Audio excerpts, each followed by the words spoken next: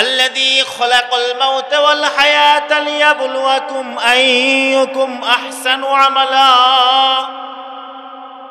আল্লাহ বলেন, আমি আল্লাহ জীবন আর মরণকে সৃষ্টি করেছি এই কথা পরীক্ষা করার জন্য, কার আমল কত সুন্দর এটা পরীক্ষা করার জন্য আমি হায়াত আর মরণকে সৃষ্টি করেছি। আমি জীবন সৃষ্টি করেছি নেক আমল করার জন্য।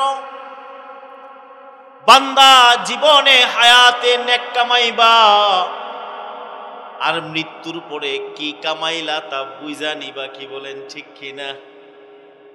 এই কারণে হায়াত সৃষ্টি করেছেন নেক কামানোর জন্য। মৃত্যুর মাধ্যমে রব আমাদেরকে প্রত্যেকের আমল বুঝাই দিবেন। আল্লাহ পাক রব্বুল আলামিন পরবর্তীতে বলেছেন আহসানু আমালা। আল্লাহ এখানে আকসার আমল বলেন নাই, আকসার আমল বলেন নাই, আল্লাহ আহসান আমল বলছেন। আহসান আমল কেন বললেন, কি বুঝাইলেন? আল্লাহ বুঝাইতে চাইলেন, বান্দা তুমি যে আমল করবা এটা যেন উত্তম হয়, এটা যেন কোয়ালিটি সম্পূর্ণ হয়, ইখলাসওয়ালা হয়, আল্লাহ পাকের মোহাব্বতের সাথে হয়। আমল বেশি হইলেই ওজন বেশি হয় না, আমলের কোয়ালিটি সুন্দর হইলে আমল দামি হয়। নাহমাদুহু ওয়া নাস্তাঈনুহু ওয়া নাস্তাগফিরুহু ওয়া নু'মিনু বিহি ওয়া নাতাওয়াক্কালু আলাইহি ওয়া নাউযু বিল্লাহি মিন শুরুরি আনফুসিনা من يهده الله فلا مضل له ومن يضلله فلا هادي له ونشهد أن سيدنا وسندنا وحبيبنا وحبيب ربنا وطبيبنا وطبيب قلوبنا ومولانا محمد صلى الله عليه وعلى آله وأصحابه وبارك وسلم.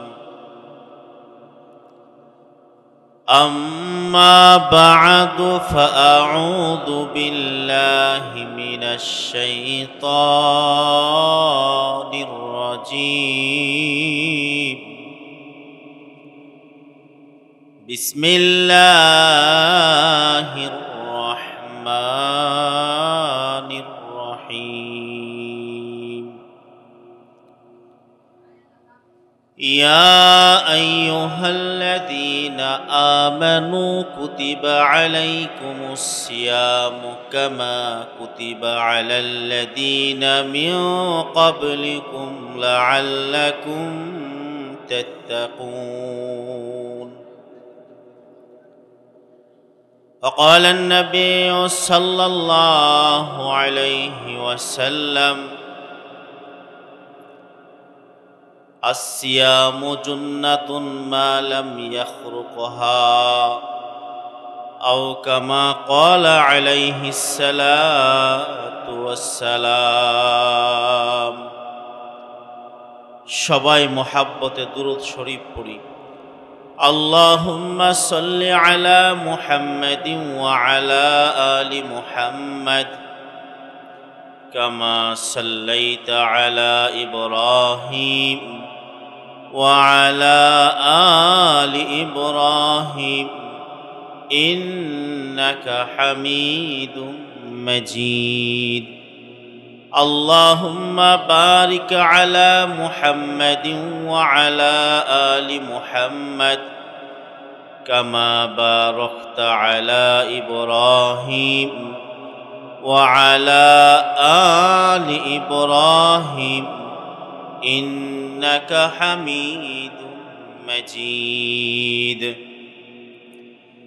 بلغ العلا بكماله كشف الدجى بجماله حسنت جميع خصاله صلوا عليه وآله لا إله إلا الله لا إله إلا الله لا إله إلا الله لا إله إلا الله محمد رسول الله صلى الله عليه وسلم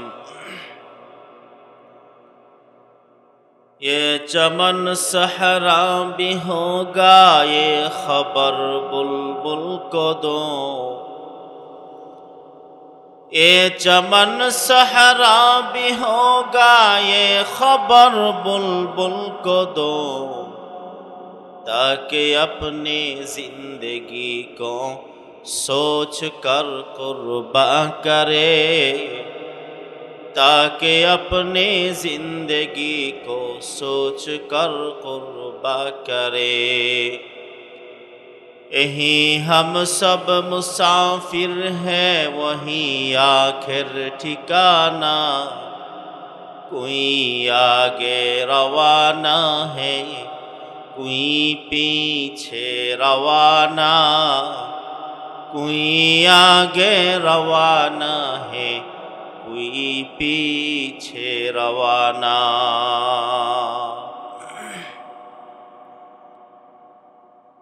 বালুশাহের কারিমিয়া কওমিয়া মহিলা মাদ্রাসার উন্নতি কল্পে অষ্টম বার্ষিক ওয়াজ ও দোয়ার মাহফিলের সম্মানিত সভাপতি আমার সামনে বসা বাবার বয়সে মুরব্বিনে কেরাম কলিজার টুকরা যুবক ভাইয়েরা ও পর্দার আড়ালের মা ও বোনেরা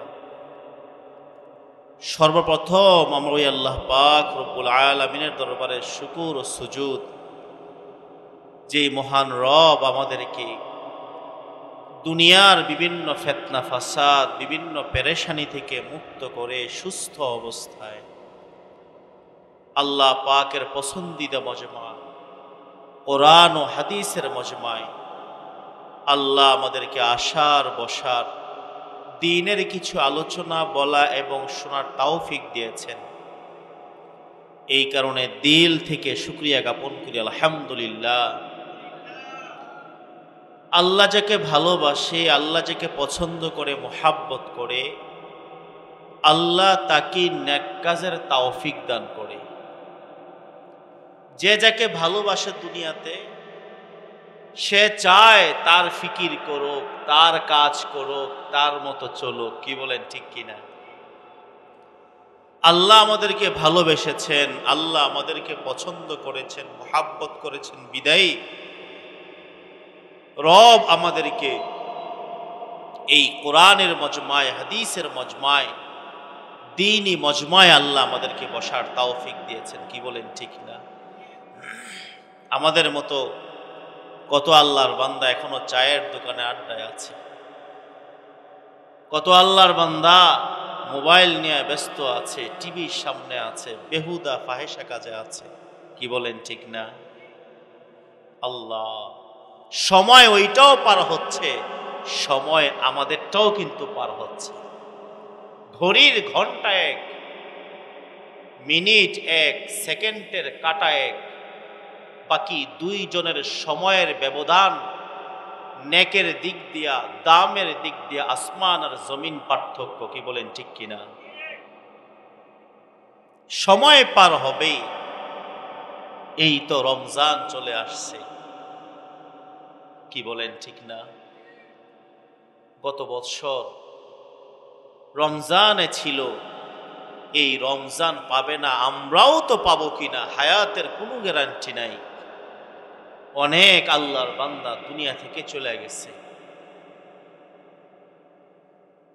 রমজান আসার আগে থেকেই 2 মাস আগে থেকে একটা দোয়া আল্লাহর কাছে করতেছিলাম দোয়াটা আপনারা জানেন কি দোয়াটা আল্লাহুম্মা বারিক লানা ফি রজব ওয়া শাবান ওয়া বাল্লিগনা রমাদান। আল্লাহ রাসূল সাল্লাল্লাহু আলাইহি ওয়াসাল্লাম এই দোয়াটা আমাদেরকে শিক্ষা দিয়েছেন যে রজব মাস শুরু হওয়ার সাথে সাথেই তোমরা আল্লাহর কাছে এই দোয়াটা করো,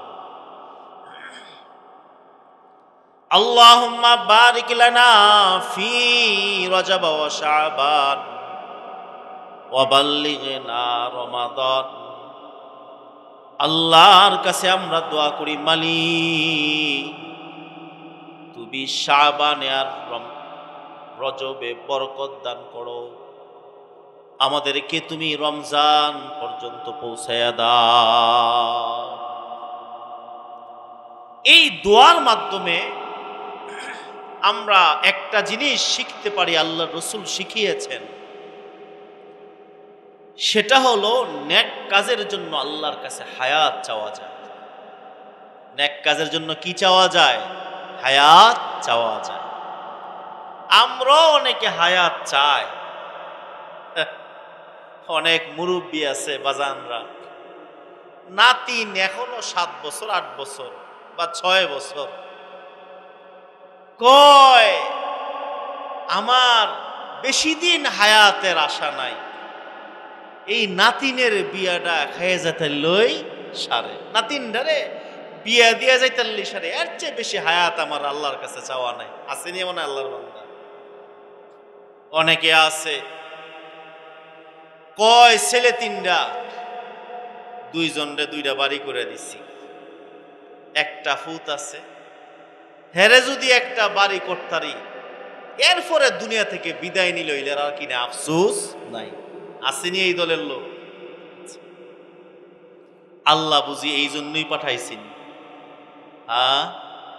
কবরে মনে যাওয়ার পরে আল্লাহ প্রথম প্রশ্ন করবেন ফেরেশতারা, 3টা ফোলা যে ছিল 2টারে বাড়ি করে দিছো, একটারে দিলা না, এটা জিগাইব না? এমন হয় মুরব্বী করেই কথা জিগাইব, তো সবারই বিয়া দিয়ে আইলা না, 3টার বিয়া দি ঠিক মতো দিয়ে আইলা না, এই প্রশ্ন করবে। কিন্তু ফিকির তো আমাদের দুনিয়ার, ফিকির কিসের? দুনিয়া। আল্লাহ রাসূল সাল্লাল্লাহু আলাইহি ওয়াসাল্লাম দোয়ার মাধ্যমে আমাদেরকে শিক্ষা দিয়েছেন, হায়াত চাও রবের কাছে, তো নেক আমল করার জন্য হায়াত চাও। আল্লাহ তুমি আমার হায়াতে বরকত দান করো, যেন বেশি করে নেক আমল করতে পারি, যেন মালিক তোমাকে সন্তুষ্ট করতে পারি। আল্লাহর কাছে নেক আমলের জন্য হায়াত চাওয়া যায়। আর আমাদের জীবন আর মরণ তো নেক আমলের জন্য, কি বলেন ঠিক না? আল্লাহ পাক রব্বুল আলামিন কোরআনে কারীমে এই কথা বলেছেন, আল্লাযী খালাকাল মাউতা ওয়াল হায়াতা লিয়াবলুয়াকুম আইয়ুকুম আহসানু আমালা। আল্লাহ বলেন, আমি আল্লাহ জীবন আর মরণকে সৃষ্টি করেছি এই কথা পরীক্ষা করার জন্য, কার আমল কত সুন্দর এটা পরীক্ষা করার জন্য আমি হায়াত আর মরণকে সৃষ্টি করেছি। আমি জীবন সৃষ্টি করেছি নেক আমল করার জন্য। বান্দা জীবনে হায়াতে নেক কামাইবা, আর মৃত্যুর পরে কি কামাইলা তা বুঝা নিবা, কি বলেন ঠিক কিনা? এই কারণে হায়াত সৃষ্টি করেছেন নেক কামানোর জন্য। মৃত্যুর মাধ্যমে রব আমাদেরকে প্রত্যেকের আমল বুঝাই দিবেন। আল্লাহ পাক রব্বুল আলামিন পরবর্তীতে বলেছেন আহসানু আমালা। আল্লাহ এখানে আকসার আমল বলেন নাই, আকসার আমল বলেন নাই, আল্লাহ আহসান আমল বলছেন। আহসান আমল কেন বললেন, কি বুঝাইলেন? আল্লাহ বুঝাইতে চাইলেন, বান্দা তুমি যে আমল করবা এটা যেন উত্তম হয়, এটা যেন কোয়ালিটি সম্পূর্ণ হয়, ইখলাসওয়ালা হয়, আল্লাহ পাকের মুহাব্বতের সাথে হয়। আমল বেশি হইলেই ওজন বেশি হয় না, আমলের কোয়ালিটি সুন্দর হইলে আমল দামি হয়। কি বলেন ঠিক না? ধরেন আপনারাই ফতোয়া দিয়েন, একজন ব্যক্তি 20 রাকাত নামাজ পড়ছে। কয় রাকাত? 20 রাকাত। কিন্তু রুকু সেজদা মনে হয় যে মুরগার মতো ঠুকরায়। আছে না অনেক নামাজি, মাশাআল্লাহ, এমন স্পিরিট ওনার, রুকুতে সেজদাতে যায় উঠে, কোন সময় 3 তাসবিহ পড়ে কল্পনাই করা যায়। আসেনি অনেক নামাজি তাড়াহুড়া কইরা কখন দুরূদ শরীফ পড়ে, তাশাহুদ পড়ে। আমরা এত বছর মাদ্রাসায় পড়াশোনা কইরা মাশাআল্লাহ জবানের স্পিরিট তো আল্লাহ ভালোই দিছে, এরপরও কিছু মুরব্বির লগে আমরা পারি না, কুলাইতে পারি না। ওনাদের মুখে এত স্পিরিট দিছে আল্লাহ, তার মানে ফরে না এমনই। কি বলেন ঠিক কিনা? কোন রকম আর কি রুকু দেয়, মুরগার মতো ঠোকর দিতেছে, উঠতেছে, রুকু হইতে সোজা হইয়া সুন্দরভাবে দাঁড়ায় না। রুকু থেকে সোজা হইয়া দাঁড়ানো ওয়াজিব, 2 সিজদার মাঝখানে সোজা হইয়া বসা ওয়াজিব। ওয়াজিব তরক হইলে সাহু সাজদা দিতে হয়। কি বলেন ঠিক কিনা? এখন যেই মুরব্বী ঠিক মতো রুকু থেকে দাঁড়ায় না, 2 সিজদার মাঝখানে ঠিক মতো বসে না, সাহু সাজদাও দিল না, তার নামাজ আছে না বাদ হয়ে গেছে? একজন আল্লাহর বান্দা 20 রাকাত নামাজ পড়ছে, নফল নামাজ, ঠিক মতো রুকু সাজদা করে নাই, ভালোভাবে তাসবিহ পড়ে নাই, খুশু খুজুর সাথে নামাজ পড়ে নাই, কিন্তু গনার দিক দিয়ে দেখা যায় 20 রাকাত। কি বলেন ঠিক কিনা? আরেক আল্লাহর বান্দা মাত্র 2 রাকাত নামাজ পড়ছে, আল্লাহু আকবার, কত সুন্দর তেলাওয়াত, সঠিকভাবে রুকু করছে, সেজদা করছে, দীর্ঘ রুকু দীর্ঘ সেজদা, আল্লাহ পাকের মোহাব্বত আর ভালোবাসা নিয়ে 2 রাকাত নামাজ পড়ছে, খুশু খুজুর সাথে 2 রাকাত নামাজ পড়ছে। যদি 20 রাকাত নামাজকে এক পাল্লায় উঠানো হয়, আর যদি 2 রাকাত নামাজকে আরেক পাল্লায় উঠানো হয়, তাহলে ওজন হবে কয় রাকাতে? আল্লাহ পাক রব্বুল আলামিন এটাই বুঝাইতে চাইছেন, আল্লাযী খলাকাল মাউতা ওয়াল হায়াতা লিয়াবলুয়াকুম আইয়ুকুম আহসানু আমালা। আল্লাহ বলেন, বান্দা আমল তো করবা, আমল তো করবা, সেই আমলটা যেন আহসান হয়, আহসান হয়, উত্তম হয়, সেই আমলটা যেন কোয়ালিটি সম্পন্ন হয়, মানওয়ালা হয়। আল্লাহ পাক রব্বুল আলামিন আমাদের আমলগুলা কোয়ালিটি সম্পন্ন হওয়ার জন্য আল্লাহ বলেছে। আল্লাহ পাক রব্বুল আলামিন কিয়ামতের ময়দানে আমলকে গণবেন না, ওজন করবেন। কি করবেন? ওজন করবেন। আল্লাহ পাক রব্বুল আলামিন কিয়ামতের ময়দানে আমল গণবেন না, আল্লাহ পাক কিয়ামতের ময়দানে আমলের ওজন করবেন। এই কারণে যেই আমলটা যত মুহাব্বতের সাথে হবে, যেই আমলটা যত ইখলাসের সাথে হবে, যেই আমলটা যত আহসান হবে, সেই আমলের ওজন তত বেড়ে যাবে। যে আমলটা যত মুহাব্বতের সাথে হবে, তার ওজনটা তত বেড়ে যাবে। এই কারণে আমরা আমাদের জীবনের হায়াত, আল্লাহ আমাদেরকে সৃষ্টি করেছেন আল্লাহ পাকের সন্তুষ্টির জন্য, নেক আমল করার জন্য। সেই নেক আমলের মৌসুম আর সিজন সামনে আসতেছে। কি বলেন ঠিক কিনা? অনেকে কয় হুজুর, অনেকের আবার অনেক আলাদা আলাদা সিজন আছে। যারা মার্কেটে আছে হেরারা কি সিজন কইরা রে? হ্যাঁ, কাপড় ব্যবসায়িক যারা আছে এরা মনে করে ঈদ হলো আমাদের ব্যবসার সিজন। জুতা ব্যবসায়ী যারা আছে এরা মনে করতেছে ঈদ আসতেছে মানে সারা বৎসর উসুল করার সময় আইতেছে। অনেকে আছে, এটা আমাদের বাংলাদেশে বেশি হয়, আল্লাহ মাফ করুক।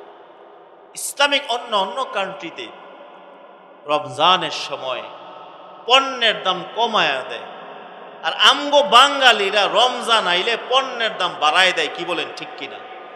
কৃত্রিম সংকট তৈরি করে কিছু আল্লাহর নাফরমান বান্দা, আজীব এক অবস্থা, যেখানে আরো নিজে ভর্তুকি দিয়ে মুসলমান যেন রমজানে কিছু কম টাকায় ক্রয় করতে পারে, এটা করবে।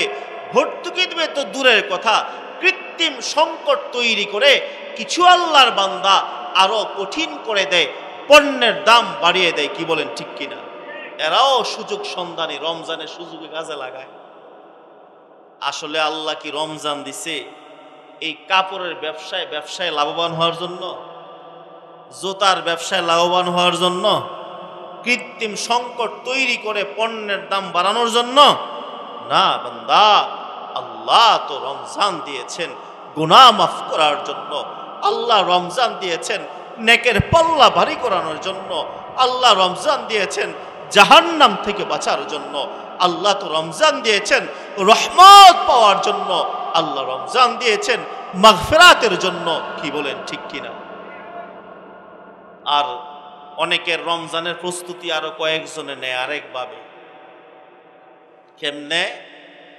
বাড়ির লগে নিরিবিলি কয়, আগো রমজান তো মোটামুটি আল্লাহ দিলে তো আয়া পড়ছে আর 2 দিন পরে, ইফতারি কেমনে কি করবা? বুঝেন নাই? কারবাই বিয়ের বাইত, কারবাই বিয়ের বাইত, ইফতারি কেমনে কি করা, ওনারা প্রস্তুতি নিতেছে। এটাও এক ধরনের জুলুম বের হয়ে গেছে। এইগুলা যে কে বের করে, এই রেওয়াজগুলা যে কোত্থেকে আসে আল্লাহই ভালো জানে। ইফতারি দেওয়া, প্রতিযোগিতা করা। ভাই আপনার টাকা আছে, বিদেশে আলহামদুলিল্লাহ ভালো অবস্থানে আছে, আপনার টাকা আছে, আপনি দিচ্ছেন।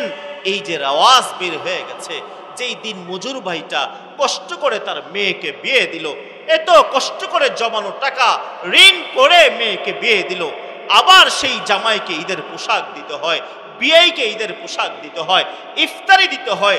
এই যে এক রেওয়াজ, এক জুলুম হয়ে গেছে।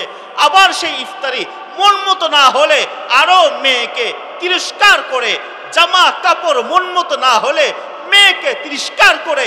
এই ভয়ে বাবা ঋণ করে হোক, কষ্ট করে হোক, তারপরও মেয়ের সুখের জন্য বিয়ের বাড়িতে নিয়ে যায়। কি বলেন ঠিক কিনা? এক জুলুম তৈরি হয়ে গেছে। সামাজিকতা, সমাজ কি করবে বলেন? মেয়ের দিকে তাকায় দিতে হয়, অথচ নিজের জন্য একটা জামাও কেনার সুযোগ হয় না।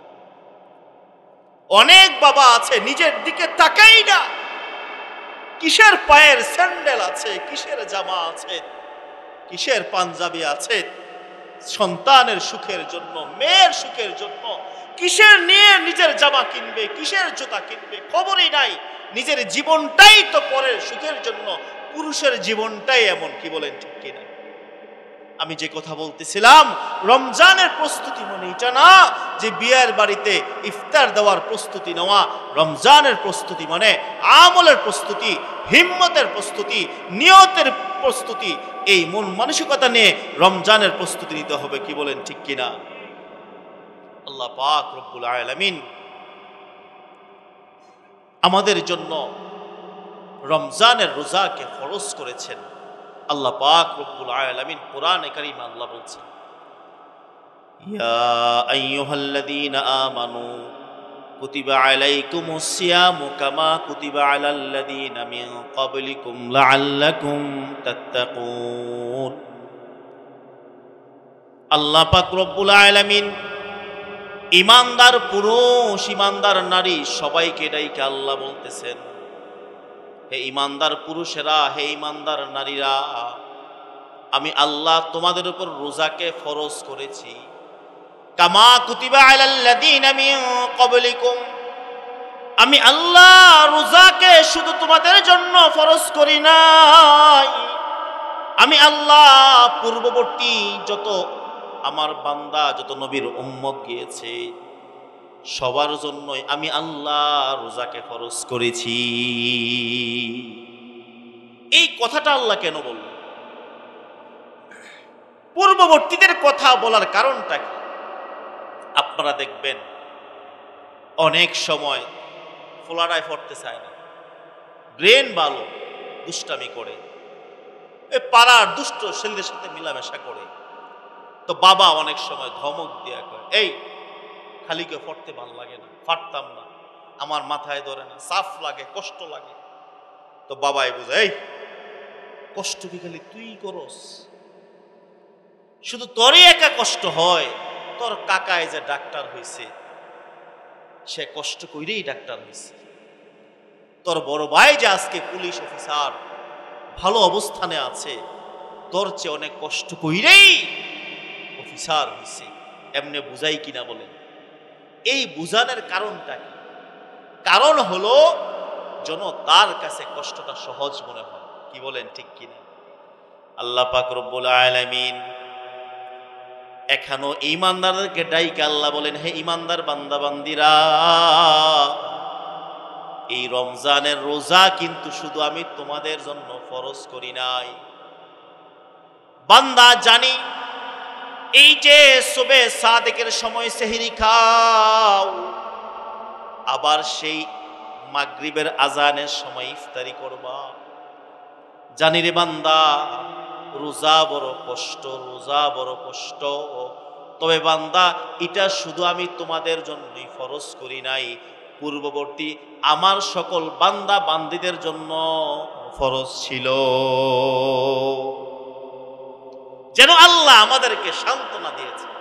কি বলেন, ঠিক কিনা? আল্লাহ কোরআনের অন্য জায়গায় এইভাবে পূর্ববর্তীদের কথা, এমন তোমাদের জন্য না, আগে যারা ছিল, পূর্ব ছিল, এমন বিভিন্ন জায়গায় আল্লাহ কোরআনে কারিমে বলছেন।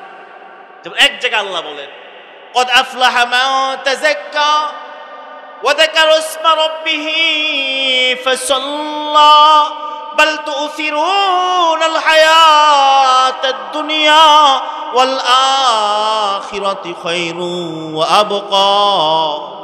আল্লাহ পাক রব্বুল আলামিন এখানে আত্মশুদ্ধির কথা আল্লাহ বলছেন। কদ আফলাহা মান তাযাক্কা, সফল হলো যে নিজেকে পবিত্র করতে পারছে। ওয়া যাকারা ইসমা রাব্বিহি ফাসাল্লা, আল্লাহ পাকের জিকিরে, নামাজে আল্লাহ পাক রব্বুল আলামিন জিকির দ্বারা বুঝিয়েছেন, জিকির দ্বারা কলব পরিষ্কার হয়, নামাজের দ্বারা বাহ্যিক গুনাহ থেকে দূরে রাখে। আল্লাহ পাক রব্বুল আলামিন এই আলোচনা করতে গিয়ে আল্লাহ পরবর্তীতে বলেন, এটা শুধু তোমাদের জন্যই না, এই আত্মশুদ্ধি করা নামাজ এবং জিকিরের হুকুম পূর্ববর্তীদের জন্য ছিল। বাল তুসিরুনাল হায়াতাদ দুনিয়া ওয়াল আখিরাতু খায়রু ওয়া আবকা। এই পূর্ববর্তীদের জন্য এই হুকুম ছিল। এই কারণে আল্লাহ পাক রব্বুল আলামিন কোরআনে কারিমে পূর্ববর্তীদের কথা বলে আল্লাহ আমাদেরকে সান্ত্বনা দেয়, বান্দা এই হুকুমটা শুধু তোমাদের জন্যই না, এই হুকুমটা পূর্ববর্তীদের জন্য ছিল। আল্লাহ পাক রব্বুল আলামিন এখানে এই কারণে পূর্ববর্তীদের কথা আল্লাহ বলছেন, যেন বান্দার ভিতরে এই কষ্টের ইবাদতের জন্য মনটা না ভাঙা যায়, কষ্ট না মনে করে আল্লাহ পাক রব্বুল আলামিন পূর্ববর্তীদের জন্য এই কথা আল্লাহ বলেছে। রোজা কষ্ট, এই কারণেই তো আল্লাহ পাক রব্বুল আলামিন বলেন, আল্লাহ রাসূল সাল্লাল্লাহু আলাইহি ওয়াসাল্লাম বলেন যে রোজা রাখলে আল্লাহ পাক রব্বুল আলামিন বান্দাকে 5টা পুরস্কার দিবেন। কয়টা? 5টা পুরস্কার। পুরস্কারের কথা শুনলে বান্দার ভিতরে আমলের একটা স্পৃহ হওয়া জায়গা। কি বলেন, ঠিক কিনা? এক নম্বরে আল্লাহ রাসূল সাল্লাল্লাহু আলাইহি ওয়াসাল্লাম বলেন, আল্লাহ পাক রব্বুল আলামিন বনি আদমের প্রত্যেকটা আমলের নেক আল্লাহ 10 থেকে 7,770,000 পর্যন্ত দেন। আল্লাহ চাইলে এর চেয়েও বাড়িয়ে দেন, কিন্তু রোজাদারের আমলের যাজা আল্লাহ নিজ হাতে প্রদান করবে। অন্যান্য আমলের সংখ্যা আল্লাহ নির্ধারণ করেছেন। প্রত্যেকটা নেক আমলের শুরু হয় 10 দিয়া, 10 থেকে নিয়ে 70,000, এর চেয়ে যত বেশি আল্লাহ দান করেন 700 পর্যন্ত, এর চেয়ে বেশি। কিন্তু আল্লাহ পাক রব্বুল আলামিন বলেন আস-সাওমু লি ওয়া আনা আজজি বিহি, রোজা বান্দা আমার জন্য রাখে, আমি আল্লাহ নিজ হাতে তা প্রদান করব। তাহলে আল্লাহ যদি প্রদান করেন, আল্লাহ যেমন বড়, আল্লাহর দেওয়াও তো তেমন বড় হবে, কি বলেন ঠিক কিনা? দুনিয়ার মধ্যে ব্যক্তি যত বড় হয়, ব্যক্তির দেওয়াও কিন্তু তো বড় হয়, কি বলেন ঠিক কিনা? এমপি সাহেব রাস্তা দিয়ে হাইটা যাইতেছে, ভিক্ষুক দাঁড়ায় আছে, যদি এমপির নজর পড়ে আর দেওয়ার চিন্তা করে 5 টাকা দিতে পারবে? লোক লজ্জার জন্য হইল কমপক্ষে 500 বা 1000 দেওয়ান লাগবে, কি বলেন ঠিক কিনা? এমপি চিন্তা করবো আমি এমপি মানুষ, এই হিসেবে দেওয়াটা একটু বেশি দিতে হবে, কি বলেন ঠিক কিনা? আল্লাহ পাক রব্বুল আলামিন বান্দাকে আল্লাহ দান করবেন আল্লাহর শান ও মান অনুযায়ী। দুনিয়ার প্রত্যেকটা নেকের জন্য একটা লেখার ব্যবস্থা আছে। ফেরেশতারা আমল নামা লেখে, এই আমলের এই এতটা নেক, এতটা নেক। কিন্তু রোজার ক্ষেত্রে আল্লাহ বলেন রোজার যাজা বিনিময়ে আমি আল্লাহ নিজ হাতে প্রদান করব। রোজার বিনিময়ের যাজা আমি আল্লাহ নিজ হাতে প্রদান করব। 2 নম্বরে আল্লাহ রাসূল সাল্লাল্লাহু আলাইহি ওয়াসাল্লাম বলেন রমজানের রোজা রাখতে গিয়ে বান্দা, গরমকাল যদি হয় এমন মনে হয় যেন পানির জন্য কলিজাটা ফাইটা যাবে। তৃষ্ণার্ত হওয়ার পরও বান্দা পানি খায় না। বান্দা যদি চাইতো ঘরের দরজাটা লাগায়া ফ্রিজ থেকে 1 গ্লাস ঠান্ডা পানি খাইতে পারত, কি বলেন ঠিক কিনা? কারণ দরজা লাগাই দিলে দুনিয়ার কোনো মানুষ তো দেখতো না, কি বলেন ঠিক কিনা? বান্দা চাইলে নদীর মধ্যে ডুব দিয়ে 1 গ্লাস পানি খাইয়া নিতে পারত। এরপরও বান্দা পানি খায় না। বান্দা চিন্তা করে দুনিয়ার কোনো মানুষ দেখুক বা না দেখুক, আসমানের মালিক আল্লাহ তো দেখতেছে, ঠিক কিনা?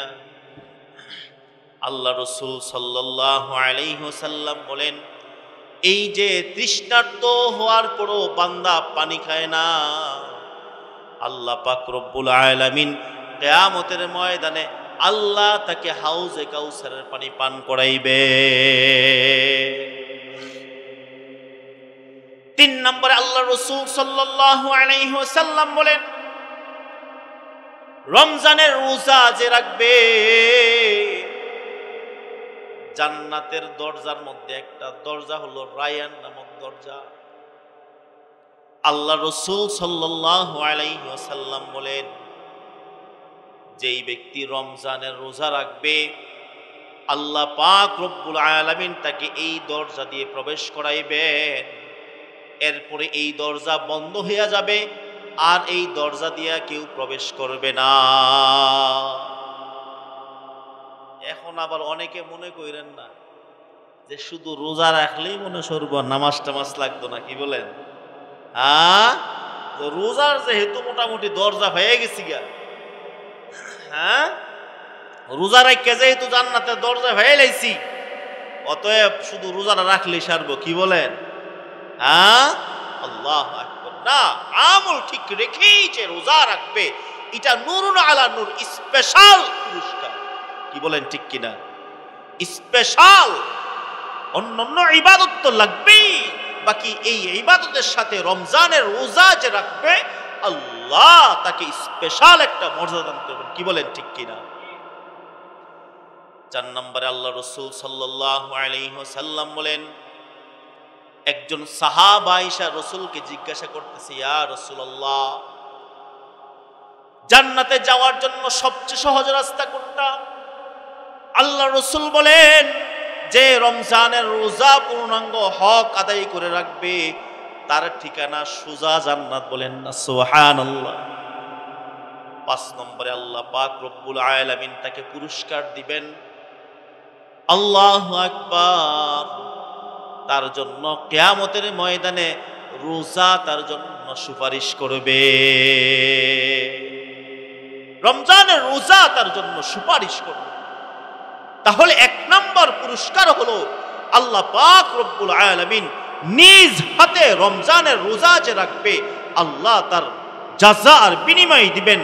2 নম্বরে আল্লাহু আকবার, তৃষ্ণার্ত এই যে পিপাসায় কাতর ছিল তারপরেও মালিককে মহাব্বত করে আল্লাহর ভয়ে পানি পান করে নাই, আল্লাহ তাকে হাউজে কাউসারের পানি পান করাইবেন। 3 নম্বরে সে রায়্যান নামক দরজা দিয়ে জান্নাতে প্রবেশ করবে।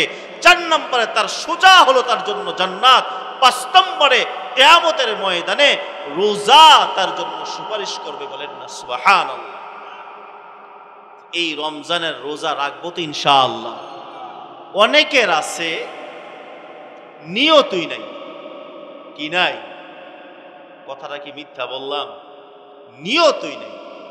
কিছু আছে রোজা, আল্লাহ সকালবেলা না খাইলেই গ্যাস্ট্রিকের পেট ব্যথায় পারি না, আমি কেমনে সারাদিন না খাই থাকবো, ইলে আগেই শুয়ে পড়ছে।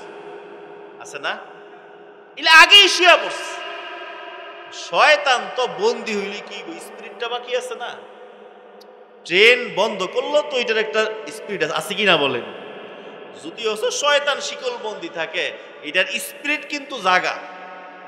শয়তানের স্পিরিট দিয়ে আরো ও আসলে তোর পক্ষে তো সম্ভব না। বুঝেন নাই? এক হইছে পারতো না, এক না না সম্ভব কেমনে? সকালবেলাই তোর 9টা-10টা পর্যন্ত তুই না খাইলে তোর পেট ব্যথা হয়ে জায়গা পারতি না, আগেই শুয়ে পড়ছে। আছে কিনা বলেন?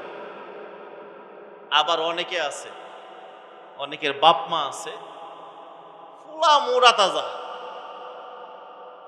মোটামুটি বাকিটা কইলে কমন যায়, ইজি তো। প্রেমও কয়েকজনের লগে করে, ভালো হইছে তো। ফজরের সময় ডাক দেয়, এই কিরে উঠতি না রে? মায় যদি ডাক দেয়, বাপে কয় আরে হ্যাঁ শুরু মানু, হ্যাঁ রে ডাহো কেন? এই বলে কি মানু? শুরু মানু। হ্যাঁ আছে না অনেকে? অনেক সময় বাপে ডাক দিলে মায় কয় হ্যাঁ রে ডাহো কিতে? পুরাবান মানুষ কয়দিনের, হেরা এই বয়সে রোজা রাখবে। আসেনি অনেক। আল্লাহু আকবার। আল্লাহ রাসূল সাল্লাল্লাহু আলাইহি ওয়াসাল্লাম বলেন, আলা কুল্লুকুম রাঈন ওয়া কুল্লুকুম মাসউলিন আন রাইয়াতিহি। আল্লাহ রাসূল সাল্লাল্লাহু আলাইহি ওয়াসাল্লাম বলেন, দুনিয়াতে যত মানুষ আছে, অধীনস্থ লোক আছে, সন্তান বাবা মার অধীনস্থ, স্ত্রী স্বামীর অধীনস্থ, কি বলেন ঠিক কিনা? প্রত্যেকের অধীনস্থ সম্পর্কে আল্লাহ কিয়ামতের ময়দানে প্রশ্ন করবেন। এই কারণে আমি আমার সন্তানের রোজা রাখার গুরুত্ব, তাদেরকে আদেশ করা, রাখানোর দায়িত্ব পিতামাতা। শুধু নিজে রোজা রাখলাম এটাই হবে না, সন্তানকেও রোজা রাখার তাকিদ করতে হবে। সারাদিন ঘরের মধ্যে বালা বালা রান্না করবেন নাকি, যাতে ফোলাফাইন খাইতে পারে? না না না, তাদেরকে শাসন করে হোক, ধমক দিয়ে হোক, প্রথম তো বুঝানো, কেন? নিজেও জাহান্নাম থেকে বাঁচার জন্য। আল্লাহর কাছে তো জবাব দিতে হবে। আল্লাহ যদি বলে নিজেই রোজা রাখলা, সন্তানকে রোজার আদেশ করলে না কেন, রাখাইলে না কেন? আমাদের সবচেয়ে বড় পেরেশান কোথায় জানেন? আমরা দুনিয়ার সব বুঝি সন্তানের জন্য, আখিরাত বুঝি না। কি বলেন ঠিক কিনা? সন্তানের জন্য সব বুঝি। কেমনে সন্তানরে বাড়ি করে দাও, কেমনে সন্তানরে বিয়া করাবো, কেমনে সন্তানের ভালো কাপড় দিব, কেমনে সন্তানকে এই করব, বিদেশ পাঠাবো, তার জন্য পিতামাতার ঘুম নাই, কিন্তু সন্তানের আখিরাত নিয়ে কোনো চিন্তা নেই। কি বলেন ঠিক কিনা? এটা নিয়ে চিন্তা, এটা হলো আমাদের সবচেয়ে বড় পেরেশান আর আফসোসের বিষয়। অথচ আল্লাহ পাক রব্বুল আলামিন কোরআনে কারিমে আল্লাহ কি বলেছেন? ইয়া আইয়ুহাল্লাযীনা আমানু কু আনফুসাকুম ওয়া আহলিকুম নারা।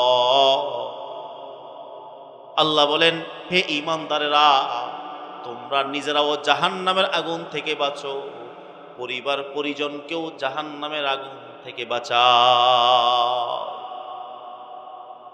সন্তান দুনিয়ার মধ্যে কোনো পেরেশান করলে বাবা পাগল হয়ে যায়। সন্তান দুনিয়ার মধ্যে কোনো পেরেশান হইলে মা পাগল হইয়া যায়।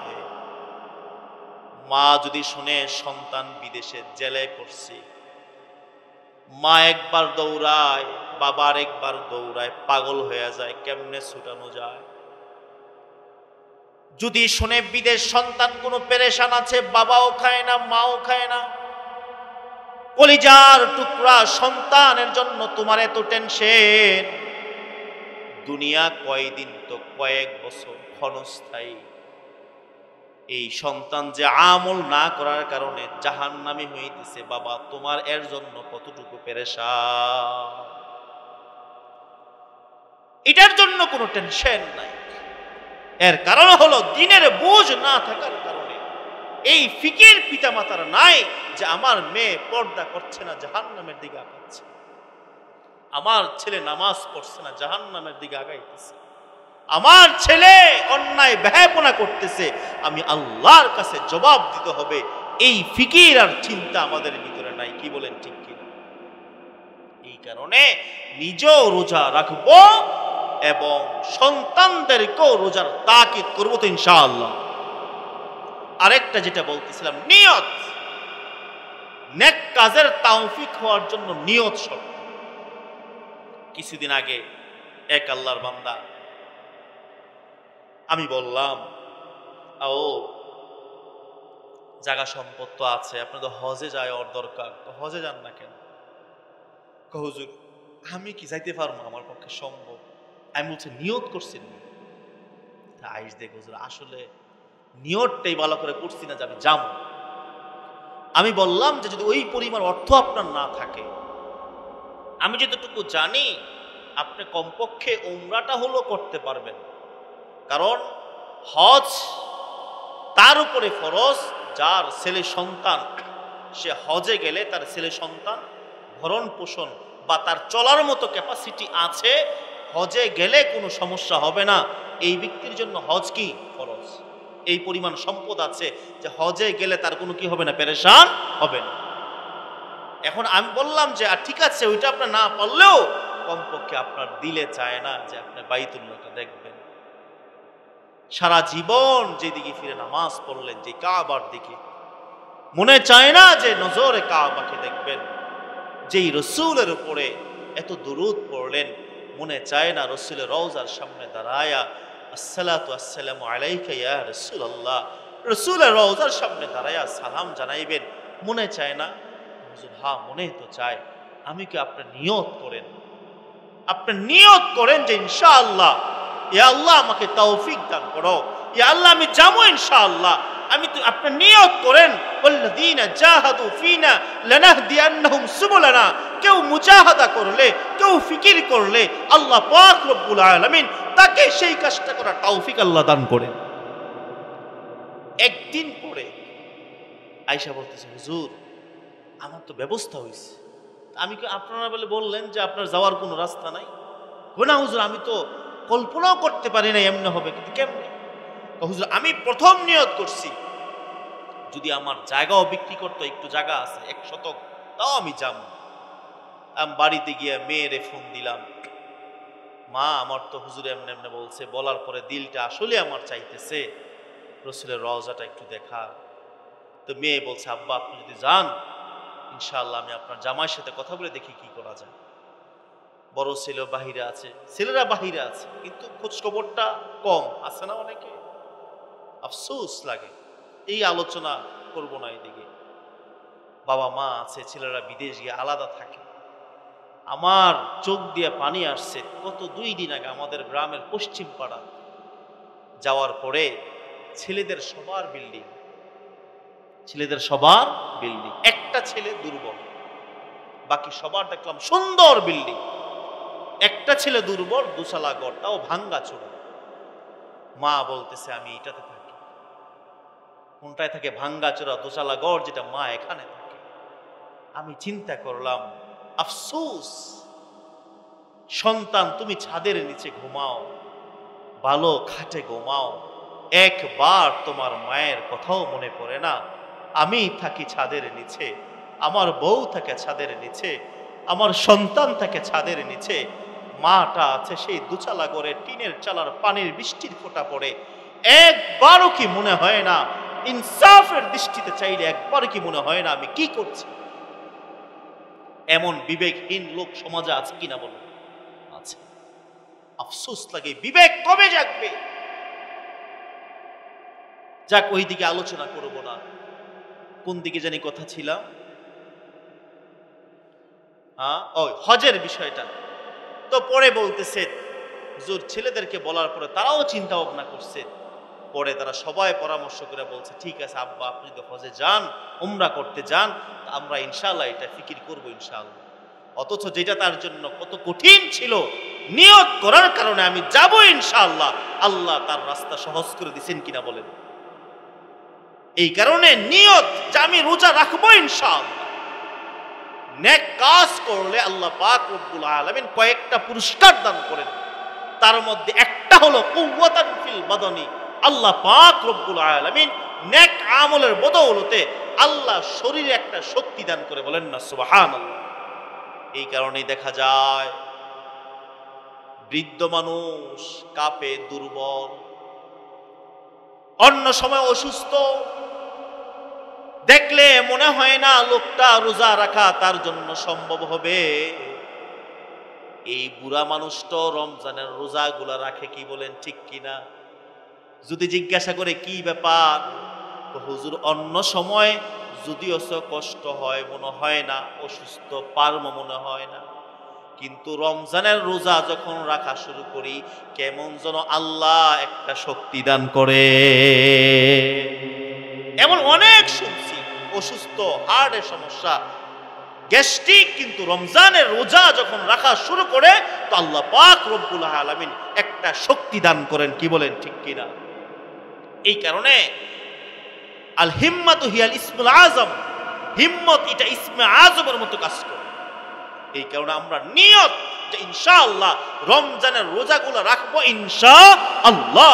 যদি কেউ নিয়ত করে তো আল্লাহ পাক রব্বুল আলামিন তাকে রোজা রাখার তৌফিক দান করেন। আর এই রমজানের রোজা পাওয়ার পরে যদি আমরা গুনাহ মাফ না করাইতে পারি, আমাদের মতো পোড়া কপাল কেউ। আল্লাহ রাসূল সাল্লাল্লাহু আলাইহি ওয়াসাল্লাম বলেন, বাউদা মান আদরাকা রমাজান ফালাম ইয়াগফির লা কুলতু আমিন। আল্লাহ রাসূল সাল্লাল্লাহু আলাইহি ওয়াসাল্লাম একদিন মসজিদের মিম্বরে প্রথম সিঁড়িতে দাঁড়ায়া বলেন আমিন, দ্বিতীয় সিঁড়িতে দাঁড়ায়া বলেন আমিন, তৃতীয় সিঁড়িতে দাঁড়ায়া বলেন আমিন। সাহাবারা জিজ্ঞাসা করেন, ইয়া রাসূলুল্লাহ, আপনাকে কখনো এইভাবে তিনবার আমিন বলতে শুনি নাই, আজকে আপনি প্রথম সিঁড়িতে দাঁড়ায় আমিন বলছেন, দ্বিতীয় সিঁড়িতে দাঁড়ায় আমিন বললেন, তৃতীয় সিঁড়িতে দাঁড়ায় আমিন বললেন, বুঝলাম না। আল্লাহর রাসূল বলেন জিবরিল আমিন আয়েশা তিনটা প্রস্তাব করেছেন, আমি তার সাথে আমিন বলছি। এক নম্বর, যে রমজানের রোজা পাইল, গুনাহ মাফ করাইতে পারলো না, ধ্বংস হোক, লাঞ্ছিত হোক, বলছি আমিন। দুই নম্বরে আল্লাহ রাসূল সাল্লাল্লাহু আলাইহি ওয়াসাল্লাম বলেন, কেউ যদি, জিবরিল আমিন বলছে, কেউ আপনার নাম শোনার পরে দুরূদ শরীফ না পড়ে, সেও ধ্বংস হোক, বলছি আমিন।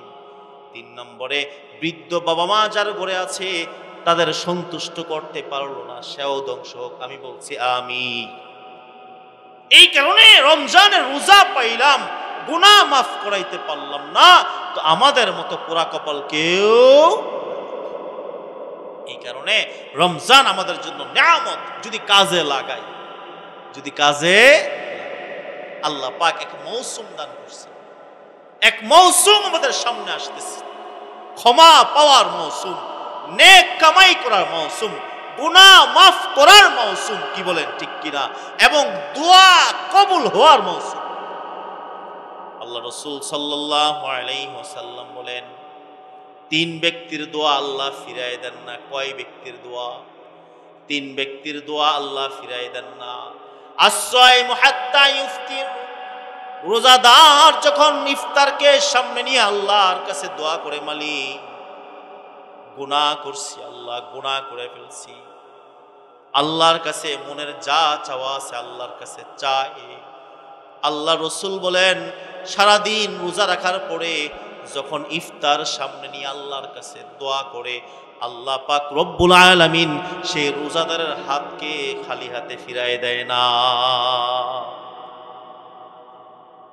সেই সময় খালি হাতে ফিরায় দেয় না। কিন্তু আমরা সারাদিন ঘুরা ফিরা ইফতারের সময়ও এত তাড়াহুড়া, এত কিছু, একটু সামনে নিয়ে দোয়া করব সেই সুযোগটা অনেক আল্লাহর বান্দার হয় না। কি বলেন ঠিক কিনা? ইফতারকে সামনে নিয়ে আল্লাহর কাছে দোয়া করা। দুই নম্বর, আল্লাহ রাসূল সাল্লাল্লাহু আলাইহি ওয়াসাল্লাম বলেন, ইমামুল আদিল, ন্যায় পরায়ণ বাদশাহ, বিচারক, ইনসাফগার বাদশাহ। ইনসাফগার বাদশাহ প্রত্যেকের জায়গাতে বাদশাহী আছে। ঘরের মধ্যে যে লিডার, সেও একজন বাদশাহ। কি বলেন ঠিক কিনা? তার মধ্যে ইনসাফ থাকা চাই। সমাজের যে নেতৃত্ব দেয় সেও বাদশাহ, যিনি মেম্বার তিনিও বাদশাহ, যিনি চেয়ারম্যান তিনি ইউনিয়নের বাদশাহ। কি বলেন ঠিক কিনা? ইনসাফগার বাদশাহ যদি হয়, আল্লাহ রসুল বলেন, আল্লাহর কাছে হাত উঠাইয়া দোয়া করলে আল্লাহ তাকে খালি হাতে ফিরায় দেয় না।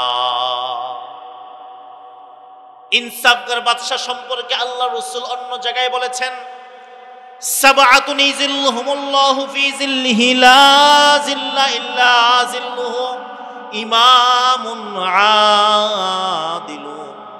আল্লাহ রসুল বলেন, কিয়ামতের ময়দানে কঠিন পরিস্থিতি, ভাই ভাইকে চিনবে না, মা তার সন্তানকে চিনবে না, বাবা তার সন্তানের পরিচয় দিবে না।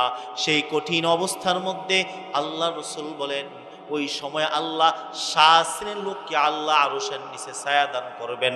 তার মধ্যে 1 নাম্বার ব্যক্তি, যেই ব্যক্তিটা হবে ইমামুন আদিলুন, ন্যায়পরায়ণ ইনসাফগার বাদশাহ যে হবে, আল্লাহ পাক রব্বুল আলামিন কিয়ামতের ময়দানে আরশের নিচে ছায়া দান করবে। ইনসাফগার হওয়া চাই। আল্লাহ খালি হাতে দোয়া করলে আল্লাহ তাকে ফিরাই দেবে। 3 নম্বরে, আল্লাহ রাসূল সাল্লাল্লাহু আলাইহি ওয়াসাল্লাম বলেন, ওয়া দাওয়াতু মাজলুম, আল্লাহ রাসূল বলেন, মাজলুমের দোয়া আল্লাহ ফিরাই দেন না। জালেম জুলুম করতেছে, অন্যায়ভাবে কারো উপর বিচার চাপায় দেয়, শুধুই তার উপর জুলুম করে, সে মাজলুম। এই কারণে মাজলুমের চুপ থাকাকে স্বাভাবিক মনে করবেন না। মাজলুমের কিন্তু বড় কঠিন এটা। এই কারণে মাজলুম যদি আল্লাহর কাছে হাত উঠায়, আল্লাহ পাক রব্বুল আলামিন ওই মাজলুমের হাতকে খালি হাতে ফিরায় দেয় না। নেতা ইলার সাথে কথা কইন না, কেডায় আছে না? শেরের উপর কি আছে? শের। রাস্তাঘাটে তুমি চাইলেই কাউকে থাপ্পড় মারো, মনে চাইলেই যাকে যা মনে চায় লাঞ্ছিত করো। তোমার বাড়ির সীমানা, তুমি অনেক নেতা, মাপটা এনো, কিন্তু জোরে আরো 3 হাত এদিকে যায়। আসেনি? ক্ষমতার পাওয়ার, পুলিশ তার হাতে, প্রশাসন তার হাতে। অন্যায়ভাবে মানুষের উপর জুলুম করে ক্ষমতার দাপটে কেউ কিছু বলতে পারে না। এই মাজলুম যদি হাত উঠে আল্লাহর কাছে বলে, মালিক দুনিয়ার ক্ষমতা তার হাতে আছে, এই কারণে আমার উপর জুলুম করে, অন্যায় অবিচার করে, মাজলুম আল্লাহর কাছে হাত উঠাইবে, আল্লাহ সেই মাজলুমের হাতকে খালি হাতে ফিরাই দিবেন না। আল্লাহ ছাড় দেন কিন্তু ছেড়ে দেন না। ওই মাজলুম যদি আল্লাহর কাছে বলে, দেখবা এক সময় না এক সময় এমন টান দিবে, রগের রেশা ছিঁড়ে আসবে। আল্লাহ পাক রব্বুল আলামিন এই তিন শ্রেণীর মানুষের দোয়াকে আল্লাহ ফিরাই দেন না। এই কারণে রোজা অবস্থায় ইফতারকে সামনে নিয়ে আল্লাহর কাছে দোয়া করা। এমন কোন মানুষ আমরা নাই যার গুনাহ নাই, কি বলেন ঠিক কিনা? আমাদের জীবনের সবচেয়ে বড় পাওয়া হলো গুনাহ মাফ পাওয়া, গুনাহ মাফ পাওয়া। আমরা এমন মালিক পাইছি, এমন আল্লাহ আমরা পাইছি, এই কারণে বলার মতো যদি বলতে পারি তো মালিক অবশ্যই আমাদেরকে মাফ করবে। আল্লাহ তো রমজান দিয়ে সুযোগ দেয়, অফার দেয়। আল্লাহ চায় বান্দা গুনাহমুক্ত হোক, আল্লাহর কাছে ক্ষমা চাক, চোখের পানি ফেলা। হযরত ইউসুফ আলাইহিস সালাতু ওয়াস সালাম আল্লাহকে বলে, আল্লাহ আমি চাই তোমাকে কিছু উপহার দিতে, উপঢৌকন দিতে। আল্লাহ বলে, হে ইউসুফ, আমার তো কোনো কিছুর অভাব নাই, তুমি আমারে কি দিবা? ইউসুফ আলাইহিস সালাতু ওয়াস সালাম বলে, আল্লাহ জানি তোমার কিছু অভাব নাই, তারপরে মনে চায় তোমারে কিছু হাদিয়া দে। আল্লাহ বলে, ইউসুফ শোনো, আমার কাছে কোনো কিছুর অভাব নাই, কিন্তু আমি একটা জিনিসের আশায় ভরে থাকি। কি আশায়? আমার কাছে পাওয়া হলো মুমিন বান্দার চোখের পানি, এটা আমার কাছে সব থেকে বেশি প্রিয়।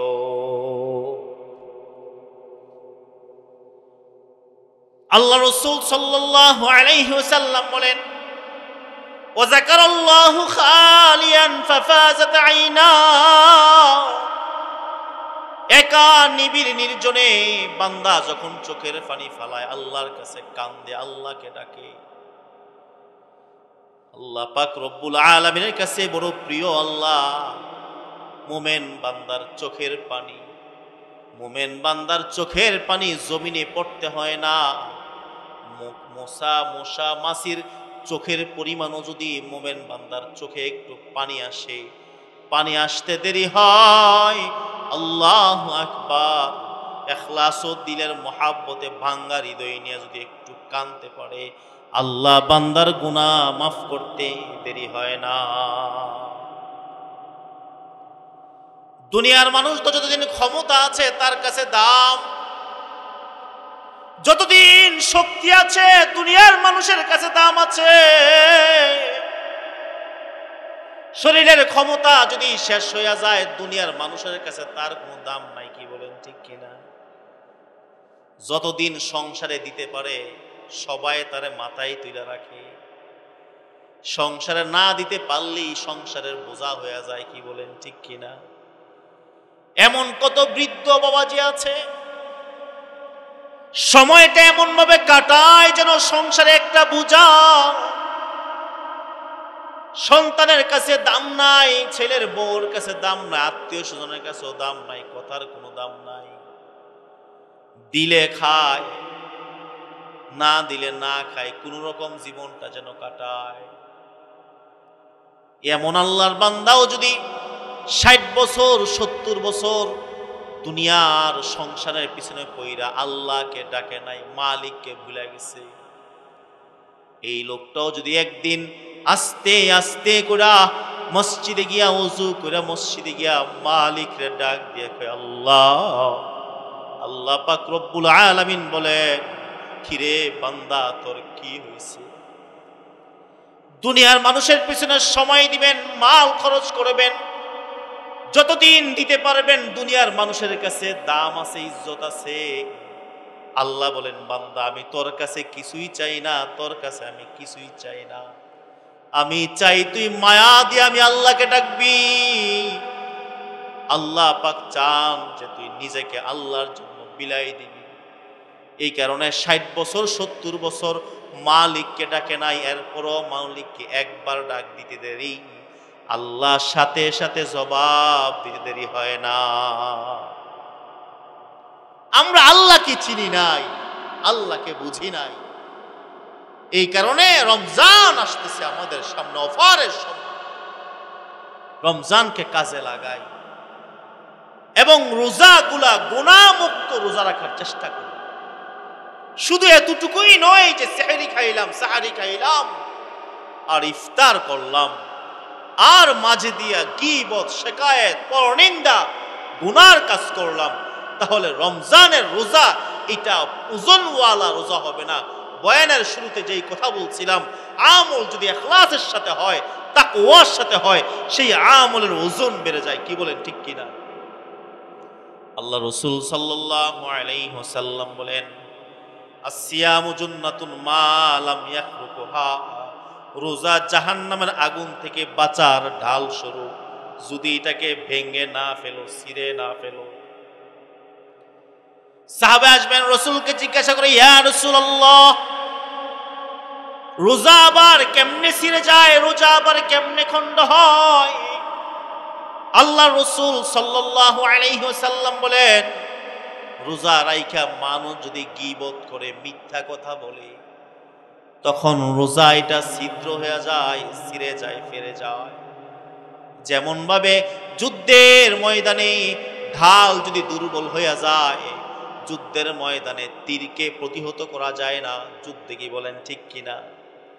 এমন ভাবে যদি জাহান্নাম থেকে বাঁচার এই ঢাল যদি দুর্বল হয়ে যায়, যদি মিথ্যা বললাম, গীবত করলাম, গুনাহ করলাম, এই রোজা জাহান্নাম থেকে বাঁচা বড় কঠিন। রোজা দুর্বল হয়ে যায়, ছিঁড়ে যায়, ফিরে যায়, ছিদ্র হয়ে যায়। এই কারণে রোজা রাখা অবস্থায় গুনাহ করব না। চোখেরও রোজা আছে, জবানের রোজা আছে, কানের রোজা আছে। কি বলেন, ঠিক কিনা? রোজা রাইখা চোখ দিয়ে গুনাহ করব না, রোজা অবস্থায় কান দিয়ে গুনাহ করব না, রোজা অবস্থায় জবান দিয়ে কোনো গুনাহ করব না। যদি এমন ভাবে রোজাগুলা রাখতে পারি, তাহলে এই রোজায় হবে জাহান্নাম থেকে বাঁচার ঢাল। শুধু রোজা রাখলাম আর সারাদিন সেই চলতেছি, তাহলে এই রোজা দিয়ে জাহান্নাম থেকে বাঁচা বড় কঠিন। কি বলেন, ঠিক কিনা? এই কারণে আমরা আমাদের রোজাগুলা গুনাহ মুক্ত যেন রোজা হয়, গুনাহ মুক্ত যেন। আর রমজানের সময় আমরা আমাদের কিছু কাজ আছে, যেমন অনেকে এমন আছে, মালিক, তার কর্মচারী আছে, তার তত্ত্বাবধানে কিছু লোক কাজ করে, তাদের জন্য করণীয় কি? আল্লাহ রাসূল সাল্লাল্লাহু আলাইহি ওয়াসাল্লাম বলেন, মান খাফফাফা আন মামলুকিহি ফিহি গাফারাল্লাহু লাহু। আল্লাহ রাসূল সাল্লাল্লাহু আলাইহি ওয়াসাল্লাম বলেন, কেউ যদি তার কর্মচারীর কাজকে হালকা করে দেয়, সহজ করে দেয়, আল্লাহ পাক রব্বুল আলামিন তাকে মাফ করে দেয়। ওয়া আতাকাতহু মিনান নার, আল্লাহ তাকে জাহান্নাম থেকে মুক্তি দিয়ে দেয়। মালিক যদি চিন্তা করে, আমিও রোজা রাখি, আমার কর্মচারীও রোজা রাখে, আমি যেমন ভাবে রোজা রাখলে কষ্ট হয়, কাজ করলে আমার কাছে ভালো লাগে না, কষ্ট লাগে, আমার কর্মচারীটা তো এমনি রোজা রাখে, তারও তো কষ্ট হয়। মালিক চিন্তা করলো, অন্য সময় তার 12 ঘন্টা 10 ঘন্টা ডিউটি করতে হয়, না না না, রমজানে আমি তার কাজকে সহজ করে দিব, 5 ঘন্টা 6 ঘন্টা আমি তার ডিউটি দিয়ে দিব। অন্য সময় ভারী কাজ করে, মালিক চিন্তা করলো, না, তাকে রমজানে আমি ভারী কাজ করতে দিব না, তার জন্য হালকা কাজের ব্যবস্থা করে। আল্লাহ রাসূল বলেন, আল্লাহ পাক রব্বুল আলামিন এই ধরনের মালিক যারা আছে, আল্লাহ পাক তাদেরকে মাফ করে দেয়। বলেন না সুবহানাল্লাহ? তাদেরকে আল্লাহ মাফ করে দেয় এবং তাদেরকে জাহান্নাম থেকে আল্লাহ মুক্তি দেয়। এই কারণে যাদের অধীনস্থ কর্মচারী আছে, তাদের জন্য উচিত হলো রমজানে কাজকে হালকা করে দেওয়া, সহজ করে দেওয়া, ভারী কাজ না দেওয়া। আমি যদি না পারি, আমার কর্মচারীটা কেমনে পারে? ইহসান যদি করে, তো আল্লাহ পাক তার উপরে ইহসান করবে। আর আল্লাহর ইহসান তো বান্দার জন্য সবচেয়ে বড় হলো জাহান্নাম থেকে মুক্তি। কি বলেন, ঠিক কিনা? এটা হলো সবচেয়ে বড় ইহসান আর দয়া। যদি আমরা আমাদের রমজানের রোজাগুলা সঠিকভাবে পালন করি, আল্লাহ পাক রব্বুল আলামিন বলেন লাআল্লাকুম তাত্তাকুন, যদি এইভাবে সঠিকভাবে করো তো আল্লাহ তোমাকে তাকওয়ার দৌলত আল্লাহ দান করবেন। সুবহানাল্লাহ। আমরা আমাদের সামনের যে রমজানের রোজা গুলা যেন সঠিকভাবে পালন করতে পারি, রাখতে পারি, এই হিম্মত আর প্রস্তুতি আমাদের মধ্যে আছে তো ইনশাআল্লাহ। নিয়ত যদি থাকে তো আল্লাহ তৌফিক দান করবে ইনশাআল্লাহ। আল্লাহ আমাদের জীবন আর মরণ সৃষ্টি করেছেন নেক আমলের জন্য, বলছিলাম নি। তাহলে নেক আমলের এক মৌসুম আসতেছে, সেটা হলো কি রমজানের এই রোজা, এবং আরেকটা হলো ইফতার। আল্লাহ রাসূল সাল্লাল্লাহু আলাইহি ওয়াসাল্লাম বলেন, কেউ যদি কাউকে একটু পান করায়, একটু শরবত বা এক গ্লাস পানি কোন রোজাদারকে ইফতার করাইলো, আল্লাহ রাসূল বলেন আল্লাহ কিয়ামতের ময়দানে আল্লাহ পাক তাকে হাউজে কাউসারের পানি পান করবেন। সুবহানাল্লাহ।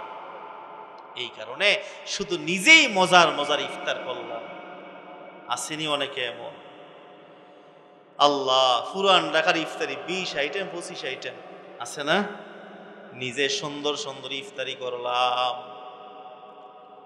মজার মজার ইফতারি করলাম, আমার বাড়ির পাশের মানুষটা ভালো করে ইফতারি করতে পারে না, এক গ্লাস শরবত খাইতে পারে না। এমন যেন না হয় আমি নিজে ইফতারি করব, পাশের মানুষটার খবর নিব তার কি পরিমাণ আছে, যতটুকু সম্ভব তাকে ইফতারি করানোর ফিকির করা, কি বলেন ঠিক কিনা? এটা যেন মাথায় থাকে। নিজে এত আইটেমের ইফতারি করলাম, আর রমজান আসলে আশ্চর্য হয়ে যায়, রমজানে অনেকের খাবারের চাহিদা যেমন আর বাইরে যায়, কি বলেন ঠিক কিনা? রমজান তো সংযমী হওয়ার জন্য, সংযমী হওয়ার জন্য, খাবার বাড়ানোর জন্য। রমজানে যেই পরিমাণ খানা অনেকে খায়, আমার মনে হয় রোজার সময় তো খাওয়া হয় না, কি বলেন ঠিক কিনা? যখন রোজা থাকে না। এই কারণে রমজানে সংযমী হওয়া, একবারে এমন ভাবে ভুরি ভোজন করে খাইলাম, দেখা যায় তারাবির মধ্যে অলসতা লাগে, আসেনি। আরেকটা হলো শেষ রাত্রে উঠার, রমজানে অন্য সময় না উঠতে পারলো, রমজানে শেষ রাত্রে উঠা হয়, কি বলেন ঠিক কিনা? এটা একটা বড় নিয়ামত। তাহাজ্জুদের সময়, তাহাজ্জুদের নামাজের এক মৌসুম, সব সময় তো করার চেষ্টা করব, কমপক্ষে রমজানের সময় তো আমরা প্রত্যেকে সাহারি খাইতে উঠি, কি বলেন ঠিক কিনা? এই কারণে এই সময়টাকে নিয়ামত মনে করা। ওই কিরে উঠুস না রে, উঠতেছে, এ উঠেন না, উঠতেছে, গড়ির দিকে চায়, সেহেরি শেষ টাইম কয়টা, তো দেখা যায় এতটা এতটা, বর্তমানে 40 মিনিট খাইতে তো 15 মিনিট লাগবে, আবার জিম ধরে থাকে, আবার ডাক দেয়, দেখে 30 মিনিট খাইতে আর কতক্ষণ লাগবে, আবার জিম ধরে থাকে, আর মাত্র 15 মিনিট উঠতে গিয়া কি করে না করে, আসেনি এমন আল্লাহর বান্দা? না না, তাহাজ্জুদের সময়টা বড় দামি একটা সময়। আল্লাহু আকবার, 2 রাকাত 4 রাকাত তাহাজ্জুদের নামাজ পড়ে আল্লাহর কাছে দোয়া করি, বড় কবুলের একটা সময়। এই কারণে এই সময়টাকে নিয়ামত মনে করিস, নিয়ামত মনে করি। এই কারণে রমজানের সময়, তাহাজ্জুদের সময় 2 রাকাত 4 রাকাত যতটুকু পারি পইরা আল্লাহর কাছে দোয়া করি। আরেকটা হলো রমজানে কোরআনে কারীমের তেলাওয়াত বেশি বেশি করা, কি বলেন ঠিক কিনা? এই বেশি বেশি কোরআনে কারীমের তেলাওয়াত করি। শাহরু রমাদান আল্লাযী উনজিলা ফীহিল কোরআন, আল্লাহ পাক রব্বুল আলামিন এই রমজানে কোরআনে কারীম নাজিল করেছেন। এই কারণে কোরআনে কারীম বেশি বেশি করে কোরআনে কারীমের তেলাওয়াত করা, বেশি বেশি কোরআনে কারীমের তেলাওয়াত করা। এই কারণে আমরা আমাদের রমজানের এই মিশন এক রুটিন বানিয়ে নেওয়া, যে আমি এই রমজানকে গুনাহমুক্ত করব, রমজানকে ইবাদতে কাটাইব, রমজানে আমি এই এই আমল করব, নিজের উপর আমলগুলোকে জরুর বানায় নেওয়া। যদি আমরা এইভাবে নিজের উপর আমলগুলোকে জরুর বানায় নেই, তো আল্লাহ পাক রব্বুল আলামিন অবশ্যই আল্লাহ আমলের তৌফিক দান করবে, কি বলেন ঠিক কিনা?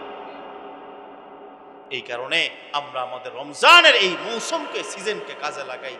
ব্যস্ততা থাকবেই, এই ব্যস্ততা আগে যতটুকু কাটাইতে পারি, আর ব্যস্ততা যত নিবেন ব্যস্ততা বাড়বে, কি বলেন ঠিক কিনা? আমরা আমাদের এই জীবন আর মরণের সৃষ্টির যে কথা বলছিলাম যে আল্লাহ নেক আমলের জন্য আমাদেরকে সৃষ্টি করেছেন। আল্লাহ আমাদের সৃষ্টির মূল উদ্দেশ্যই ছিল ওমা খলাকতুল জিন্না ওয়াল ইনসা ইল্লা লিয়াবুদুন, যে আল্লাহ জিন এবং ইনসানকে সৃষ্টি করেছেন ইবাদত করার জন্য। এটাই মূল মাকসাদ, কি বলেন ঠিক কিনা? এই কারণে ইবাদত আর ইবাদতের এই মৌসুম হলো সারা মাসের যে ফজিলত, রমজান মাস তার চেয়ে শ্রেষ্ঠ, কি বলেন ঠিক কিনা? আল্লাহ পাক রব্বুল আলামিন আমাদের সবাইকে রমজানের রোজাগুলা সঠিকভাবে হক আদায় করে আহসান পদ্ধতিতে, যে কথা বললাম যে আহসান পদ্ধতি হইলে আমলের ওজন হয়, কি বলেন ঠিক কিনা? উত্তম পদ্ধতিতে গুনাহমুক্ত ভাবে রমজানের রোজাগুলো রাখার তৌফিক দান করুন, আমিন। এবং রমজানের যে কথা বললাম যে আমরা রমজানে ইফতারের একটা ফিকির করা, যার যার সাধ্য অনুযায়ী নিজে ইফতার করব, আরেক ভাইকে একটা খেজুর দিয়ে হলো ইফতার করাবো, এক গ্লাস শরবত দিয়ে হলো ইফতার করাবো। এবং নিজের অধীনস্থ কর্মচারী থাকলে আমরা তাদের কাজকে হালকা করব। এবং আরেকটা কথা বললাম যে আমরা রমজানে রোজার ইফতারের পূর্বে আল্লাহর কাছে দোয়া করা। আল্লাহ রসুল একটা দোয়া শিক্ষা দিয়েছেন, ইয়া ওয়াসিআল ফাজলি ফিরলি। এই ইফতারে আগে আল্লাহর কাছে দোয়া করব, যার যার ব্যথা তার দিলে, কি বলেন ঠিক কিনা? আমরা তো ইমাম সাহেব হুজুর দিয়ে দোয়া করাই অনেক সময়, উলামায়ে কেরাম কি দিয়ে দোয়া করাবেন, কিন্তু ব্যথা যার কি যাতনা বিষে বুঝবি সে কিসে, কবু আসি বিষে ধ্বংসিনী যারে, যার ব্যথা সেই বুঝে। এই কারণে আমি কি গুনাহ করছি এটা আমি জানি। আল্লাহর কাছে ভাঙ্গা হৃদয়ের কথা আল্লাহর কাছে বলতে, ভারাক্রান্ত হৃদয় নিয়া, ভাঙ্গা মন নিয়া নিজের গুনার কথা স্মরণ করে আল্লাহর কাছে যদি বলতে পারেন, ভাঙ্গা কথা, ভাঙ্গা হৃদয়ের কথা, আবেগের কথা আল্লাহর কাছে বড় পছন্দ। বনি ইসরাইলের একটা ঘটনা বলেই শেষ করে দিবে। বনি ইসরাইলের আল্লাহু আকবার, এক ব্যক্তি বড় দুষ্ট ছিল। আছে না সমাজে অনেক এমন, খুব দুষ্ট, যার জ্বালায় সমাজে বসবাস করতে পারে। তো সবাই সিদ্ধান্ত নিয়েছে তাকে দেশত্যাগ করা হবে। সিদ্ধান্ত অনুযায়ী সবার সিদ্ধান্ত গ্রাম থেকে বের করে দিচ্ছে, এক দূরে এক জঙ্গলে তাকে ফেলায় আসছে। তো দীর্ঘদিন সময় পার হইতেছে, খাবার টাবার যা আছে সব শেষ হয়ে গেছে, আবহাওয়া পরিবেশ সবকিছু মিলে আস্তে আস্তে করে শরীর দুর্বল হইতেছে। খাবার শেষ, আপনজন কেউ নাই, বৈরী পরিবেশ, আবহাওয়া, আস্তে আস্তে দুর্বল হইতে অসুস্থ হয়ে গেছে। অসুস্থ হয়ে এমন এক পর্যায়ে যে মৃত্যু সজ্জা। এমন সময় ডাইনের দিকে তাকায়, দেখে কেউ নাই, বামের দিকে তাকায়ও দেখে কেউ নাই। এমন সময় আসমানের দিকে তাকায় বলে, আল্লাহ, আমার অপরাধের কারণে সমাজ থেকে আমারে তাড়াই দিছে মালিক। আজকে আমার এই অবস্থায় আপন মানুষগুলো হয়তো পাশে থাকতো, কিন্তু আজকে তুমি ছাড়া আমার পাশে আর কেউ নাই। আল্লাহ, তুমি আমারে মাফ করে দিলে তোমার তো কোনো ক্ষতি হবে না। ইয়া আল্লাহ, মূসা নবীর কাছে শুনছি মালিক তুমি নাকি রহমান, তুমি নাকি গফফার। আল্লাহ, তুমি আমারে জাহান্নামের আগুনে জ্বালাইলে তোমার তো কোনো লাভ হবে না। ইয়া আল্লাহ, আমি লোকটা বদকার, কিন্তু আমি নেককাররে ভালোবাসি, মহাব্বত করি। লোকটা চোখের পানিগুলা ঝরঝর করে পড়তেছিল আর ভারাক্রান্ত হৃদয় নিয়ে আল্লাহর কাছে কথাগুলা বলতেছিল। কথাগুলা বলতে বলতে এক পর্যায়ে আল্লাহর বান্দা দুনিয়া থেকে বিদায় নেয়। আল্লাহ পাক রব্বুল আলামিন মূসা আলাইহিস সালাতু ওয়াস সালামের কাছে ওহী পাঠায়। আল্লাহ বলেন, হে মূসা, যাও যাও, এমন জঙ্গলের মধ্যে আমার একটা প্রিয় বান্দা মারা গেছে, তুমি তার জানাজার নামাজ পড়াইবা। সুবহানাল্লাহ। আর বনি ইসরায়েলের মানুষদেরকে বলে দিবা, আজকে আমার এই প্রিয় বান্দাটার জানাজা যে পড়বে আমি আল্লাহ তাকেও মাফ করে দিব। মূসা আলাইহিস সালাতু ওয়াস সালাম ঘোষণা করে দিলেন, আল্লাহ পাক রব্বুল আলামিন আমার কাছে সংবাদ পাঠিয়েছেন, এমন জঙ্গলে নাকি একজন আল্লাহর প্রিয় বান্দা মারা গেছে। আল্লাহ বলছে আমারে তার জানাজার নামাজ পড়ানোর জন্য। আল্লাহ এটাও বলছে আজকে তার জানাজা যে পড়বে আল্লাহ নাকি তাকে মাফ করে দিবেন। যারা যারা শুনছে সবাই মুসা নবীর পিছে পিছে হাঁটতেছে আল্লাহর বান্দা, প্রিয় বান্দাটাকে দেখার জন্য, জানাজা পড়ার জন্য। যাইতে যাইতে গিয়ে দেখে আল্লাহু আকবার, মানুষগুলা চাই দেখে হায় হায়, যারা আমরা সমাজ থেকে পরামর্শ করে সমাজ থেকে বের করে দিলাম, হে মুসা তুমি বলছো তারা জানাজা পড়লে নাকি আল্লাহ আমাদেরকে মাফ করে দিবে, আল্লাহর প্রিয় বান্দা, অথচ আমরা সমাজের সবাই পরামর্শ করে তারা আমরা সমাজ থেকে তাড়াই দিচ্ছি। এই কথা শুনে মুসা আলাইহিস সালাতু সাল্লাম আসমানের দিকে তাকায় আল্লাহর কাছে বলে, আল্লাহ তুমি বলছো তোমার প্রিয় বান্দা নাকি মারা গেছে, অথচ সমাজের মানুষগুলা বলে লোকটা নাকি বলো খারাপ ছিল, বুঝলাম না। আল্লাহ বলেন, হে মুসা সমাজের মানুষগুলা যেটা বলছে এটাও সত্য, আমি যে বলছি আমার প্রিয় বান্দা এটাও সত্য। এই লোকটা যখন মৃত্যুর পূর্বে ভারাক্রান্ত হৃদয় নিয়ে কিছু কথা আমি আল্লাহর কাছে বলে, এত আবেগ এত মায়া নিয়া এই লোকটা আমি আল্লাহর কাছে ক্ষমা চাইছে, তার কথাগুলো আমি আল্লাহর কাছে এত ভাল লাগছে, আমার রহমতের দরিয়ায় জোশ উঠে গেছে।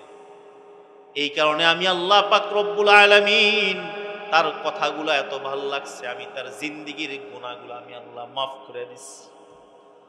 সেই সাথে আমি আল্লাহ ঘোষণা করলাম আজকে তার জানাজা যে পড়বে এর পুরস্কার হিসাবে আমি আল্লাহ তাকেও মাফ করে দিব।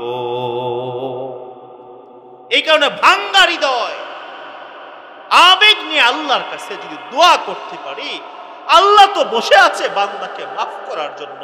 শুধু আল্লাহর কাছে একটু চোখের পানি, একটু কান্না, ভারাক্রান্ত হৃদয় নিয়ে মালিকের কাছে আমাদের গুনার আরজি পেশ করি, ক্ষমা চাই, তো আল্লাহ অবশ্যই বান্দার গুনাহটা মাফ করে। চাওয়ার মতো চাইতে হবে, চাওয়ার মতো চাইতে হবে। আল্লাহ পাক রব্বুল আলামিন আমাদের সবাইকে যেই কথাগুলো বললাম আমাকে এবং সবাইকে তার উপর আমল করার তৌফিক দান করুন। আমিন।